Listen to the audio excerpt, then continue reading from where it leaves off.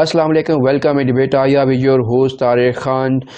Today we'll explore and analyze the Korean issues, Korea's relations with China and US. It is honor for me to introduce Gabriela Bernal. You are senior researcher and analyst on East Asian political affairs, specialized in Korean issues. Gabriela, thank you so much for joining, and you are most welcome in program. Gabriela, how do you analyze North Koreans' approach to in dealing with pandemic? Sure, thank you for having me. Well, North Korea was actually one of the first countries to take the pandemic very seriously before it became a pandemic, really. So, since 2020 in January, so a year ago, they shut their borders at the end of January before most of the rest of the world really even knew about the virus. So, the reason for this being that China is right bordering North Korea. So of course, as being North Korea's closest neighbor, the North Korean government decided to take precautions very early on. So they shut the border between North Korea and China by the end of January last year. So now it's almost going to be a year that the border has been mostly shut, and this has had a very big impact on the economy, which is already very dire because of sanctions and all of this. So the pandemic has had a result of really hurting North Korea's economy even further, because North Korea does 90% of its over 90% of their trade is with China. So closing the borders meant that a lot of daily necessities like goods, things such as oil, sugar, flour, things that people need on a daily basis weren't able to enter through the borders. So this not only affected the amount of products available at markets, but also it affected a lot of people, North Korean people living in border areas, because a lot of them tend to do at least small scale informal business in China, importing things, bringing things in, things that they can't get in North Korea to sell locally. But because of these border closures, they were not able to do that. So that impacted a lot of people. Even the capital city of Pyongyang was impacted at one point with reports of supermarket shelves being empty and a lot of products not available because of this border closure. And because of that, the government actually wanted to reopen at least partially the borders back in the last summer. But well, the crisis turned out to take much longer than they thought, much longer than we all thought. So they weren't able to do that. And till now, the border zones between North Korea and China are very heavily guarded. They're usually heavily guarded because of the defectors. North Korea wants to prevent people from escaping to China and then to South Korea. But now it's gotten much more serious because they don't want anyone to go there and do business and come back and bring back the virus, because North Korea's medical health system is, of course, as you can imagine, not equipped at all. I mean, if developed countries in Europe have had such terrible results with dealing with this pandemic, or like the US, imagine a country like North Korea with such primitive healthcare systems and everything. So the government has been taking a very, very strict approach to the border security. So any kind of crossing that was allowed before to do business is no longer allowed. So this has really impacted the lives of everyone. It's hurt the entire country, but especially people living in the border areas. And besides that, also there have been, even though North Korea says they have no cases of COVID, that's as you might imagine, of course, not true.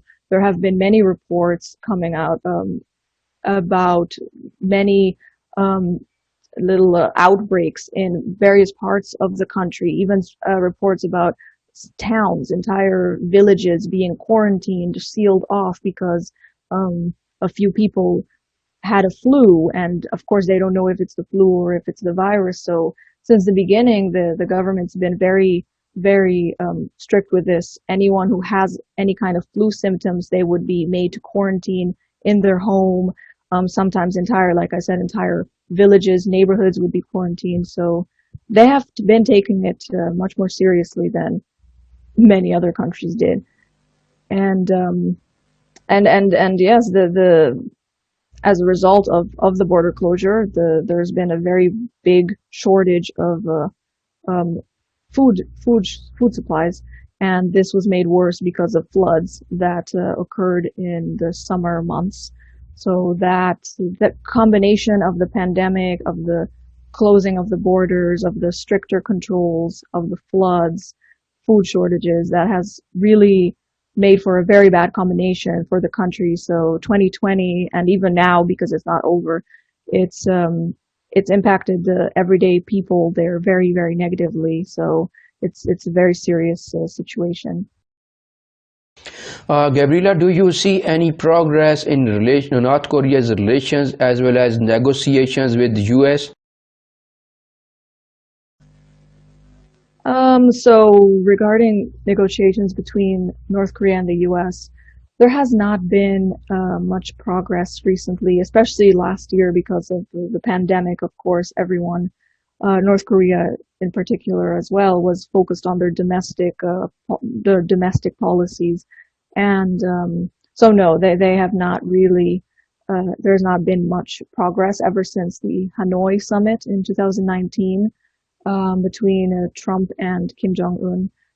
After that, when those talks broke down, it's been very difficult to restart negotiations, and some efforts have been made, but I mean, yeah, nothing concrete. And then in 2020, South Korea wanted to, of course, continue engagement with North Korea and continue to promote diplomacy between the US and North Korea, but then, of course, with the pandemic, that was not possible. And the pandemic paired with the elections in the US made it very difficult for the US to have any time to pay much attention to the North Korea problem.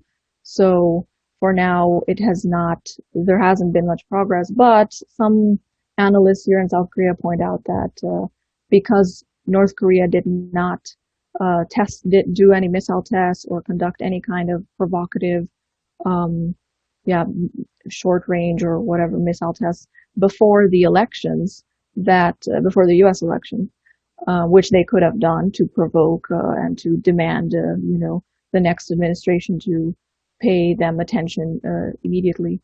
They didn't do that, so some analysts point to that for, reason to be hopeful that there might still be some willingness on the part of the North Koreans for some form of a resumption of talks with the U.S. But for now, there has not been much progress since for the past year and a half, practically. Gabriela, how do you view and explain North Korea's relations with South Korea? Yes, so that's been, ever since the division, um, of the two countries, it's been a very complicated relationship, as you can imagine. The two countries are still at war. Technically, the war was never ended. So there's an armistice, but there was never an end of war declaration or a peace treaty. So technically, the Korean Peninsula is still at war. So of course, the relationship between both countries is usually quite tense. Now, this tense relationship it sort of improved, or we thought it improved under the current South Korean president, President Moon, because in 2018, when he invited North Korea here for the Pyeongchang Winter Olympics, so that helped improve North-South relations. Then the summits with the U.S. and the summits between North and South also helped improve relations, and things seem to be looking up, and things seem to be going in the right direction. But again, ever since South Korea's diplomacy with North Korea, it depends a lot on the relationship between the U.S. and North Korea. So if those relations are tense, then it makes it more difficult for South Korea to be able to really make any improvements, any concrete improvements in their relationship with the North, especially because of the sanctions. So, for example, this current South Korean president, he wants to build railways that go from south to North Korea. He has all of these plans for economic cooperation and all of these great things that he wants to do, but he can't really put any of that into action. He can't really implement any of those plans because of the sanctions and because South Korea would need U.S. cooperation approval in order to do any of this, in order for any of this to go forward. So that has made it difficult ever since Hanoi, like I mentioned before, ever since Hanoi, those talks broke down between Trump and Kim Jong-un. It's been very difficult for South Korea to be able to get North Korea back on really speaking terms, on interested in cooperation in any kind of way. And this was made especially clear last year when the South Korean president repeatedly offered, and he continues to repeatedly offer North Korea help with the pandemic, help for offering cooperation, but instead of really taking the South up on their offer, North Korea has instead chosen to usually act mainly disinterested in South Korean affairs, and instead has even gone and been quite aggressive with their actions, especially in June when the sister of Kim Jong-un, Kim Yo-jong, she ordered the liaison office, which was just built before when all of this cooperation was going on just 2 years ago. She ordered that office, which is right at the border between North and South Korea, she ordered it to be blown up. So that was, of course, all over the news, and it proved a lot of skeptics right that, North Korea isn't really interested in diplomacy, and this shows it because look at this act of aggression that they're doing, and some even called it an act of war because blowing up the act of blowing up a building that South Korea paid for really is definitely it was a big slap in the face for the South Korean government for their North Korea policy. And since then, things have not really improved at all. In fact, they got worse. And that was in June, and then in September, the North Korean marine soldiers, they came across a South Korean citizen who was near their waters, and they shot him to death. They shot him, I think it was 10 times. So that killing of a South Korean official, and he was a civil servant, so he was not just any ordinary citizen, he was a civil servant.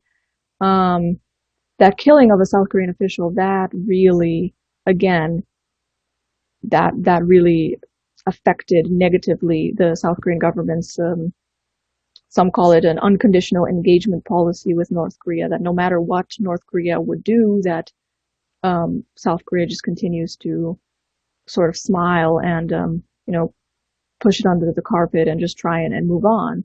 But yeah, this killing, this again could be seen as an act of war, killing the citizen of another country. That is definitely a very provocative move and very, very aggressive move, definitely. So that further made relations between both countries, tense in the sense that it shows North Korea's lack of respect for South Korea and their lack of true will to cooperate, because if you want to cooperate with another country, of course you're not going to kill one of their citizens for no good reason.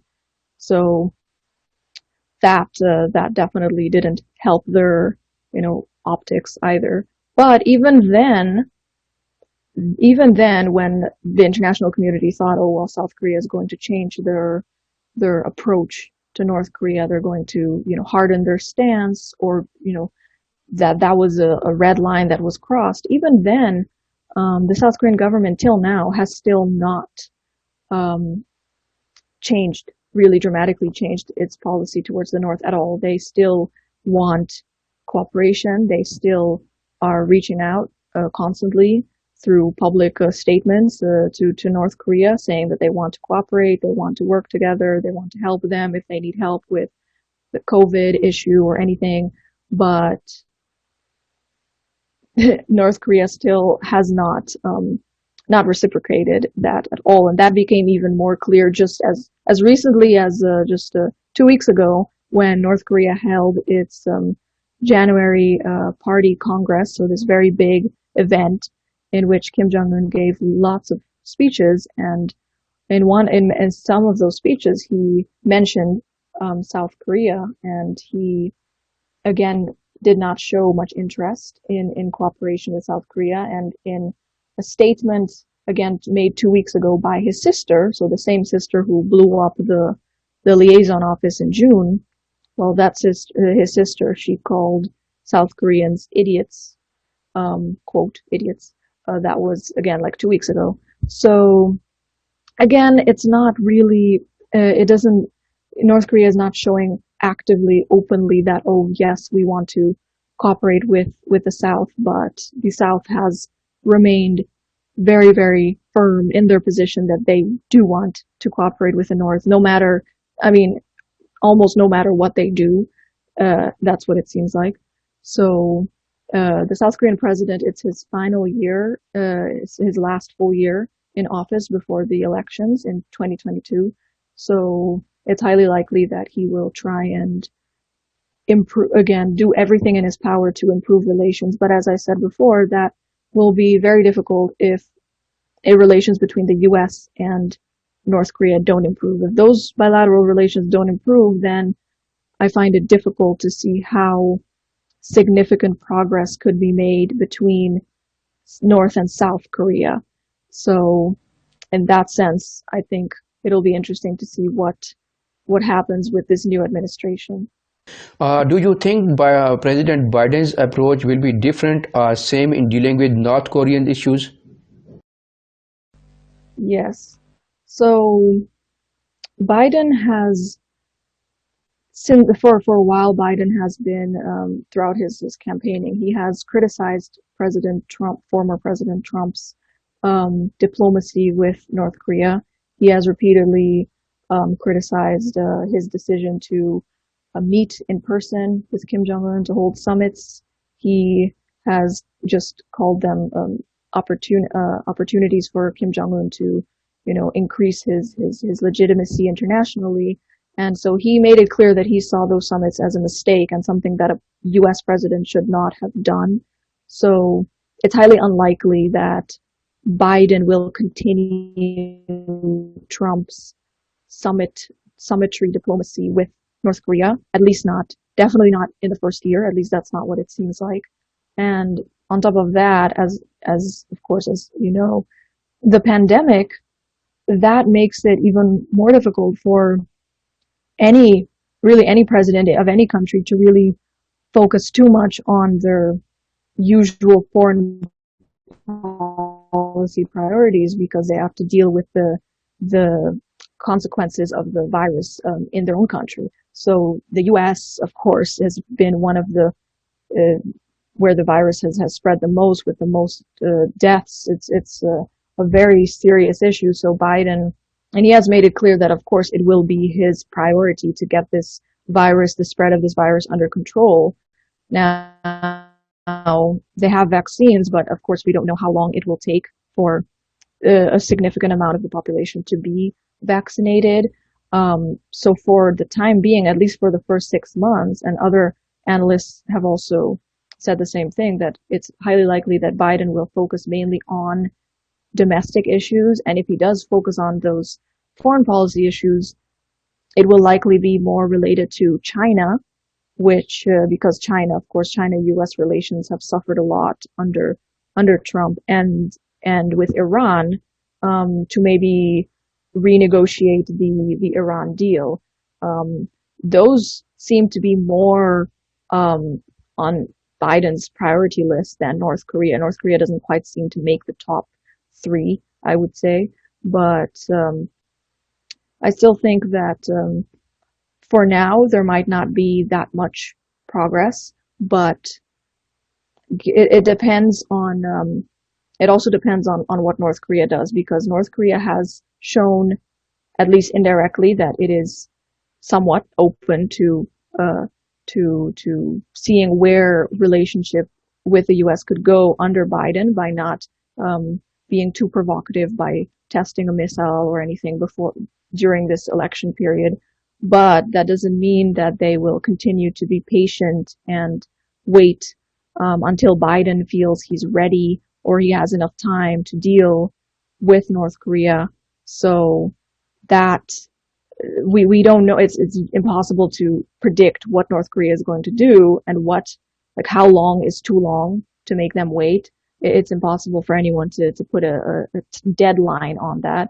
So maybe a year goes by and Biden is still preoccupied with other issues, and North Korea continues to wait and not do any tests. But it can also go the other way around, that maybe 6 months in, that Biden has shown no interest at all in North Korea, and they find the progress too slow, and they decide to provoke, as they have done many times in the past, and test another ICBM or another kind of missile. So it's really difficult to predict what will happen, but the best thing would be for Biden to, despite his other priorities, to still keep a very close eye on North Korea and to make it one of his, because of course it's not the only thing, but one of his main foreign policy priorities as soon as he can, because again, we don't know how long North Korea is willing to wait and to not do any tests, because if they do a test, then Biden will be able to say, oh well, not my fault. They conducted a missile test. Now they're being provocative. I can't negotiate with a country like that. And then we go back to 2017 when they tested so many missiles, and that would put us in a very, very bad place. So it really depends on both Biden's actions, North Korea's actions. North Korea will be waiting to see what Biden does. If Biden doesn't act soon enough, which again, we don't know what soon enough means, but if he doesn't, then things could get very, very ugly very quickly.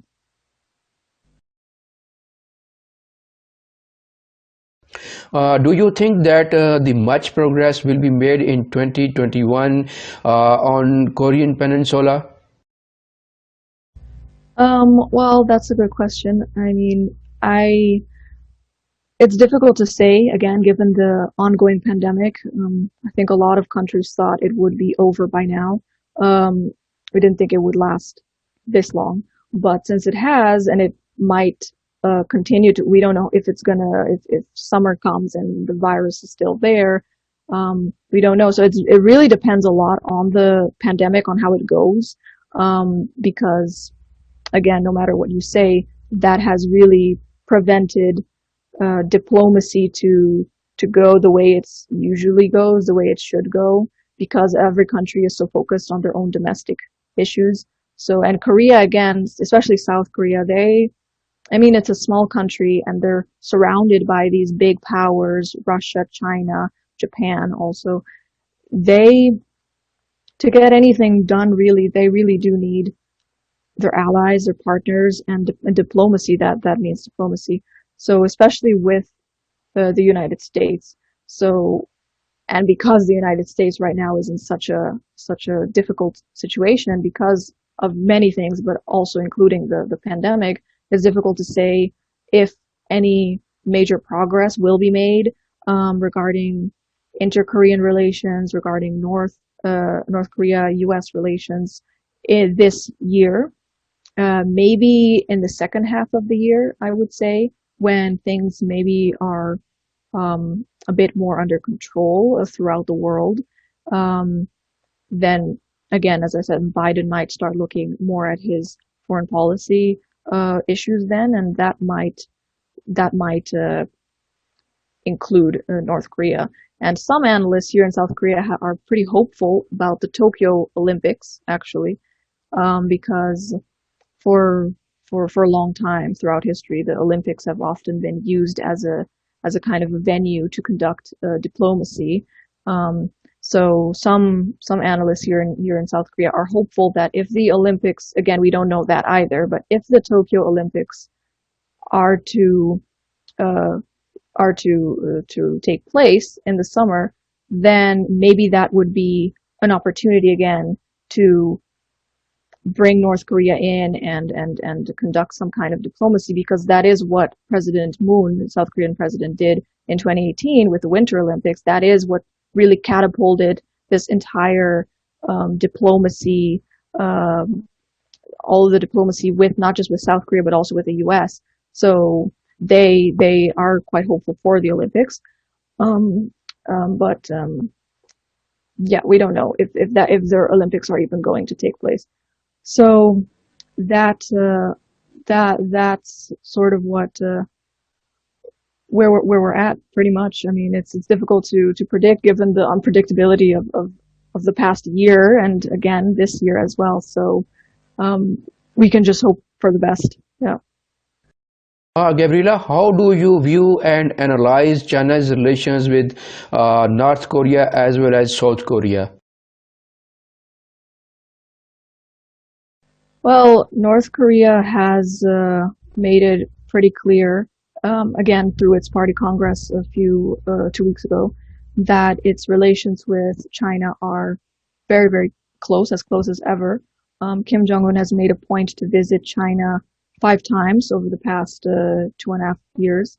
So North Korea historically has had very, very close relations with China. It's their closest ally. As I said, 90% of their trade is with China. So North Korea and China are incredibly linked. I mean, sorry. Some would say that if it wasn't for China continuing to allow trade with North Korea, that the North Korean regime would have collapsed a long time ago.